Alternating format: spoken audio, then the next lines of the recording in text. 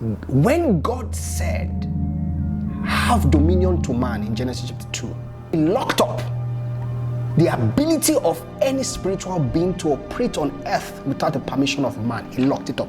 He gave it a security code, and then he gave it to man and says, the only way a spirit being will operate on earth, you have to permit them. What do you think when you go through things and you're saying, God, can't you see that this thing's happening? And God has not showed up. He's looking at you. The children of Israel, they saw manna fall from heaven. I don't know if you've had manna before.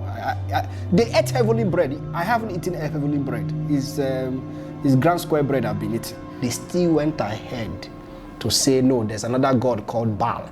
And they were worshipping the God. It was not about them. It says, it is not I, but there's a power that worketh in me. How can it be that we will say now, rather than say, it is not I, but the power that worketh in me, like Paul said? But story should change from that. That cannot be your story anymore. You can't say, no, my body just did me somehow. It's the devil, I did it. No, that cannot be your story anymore.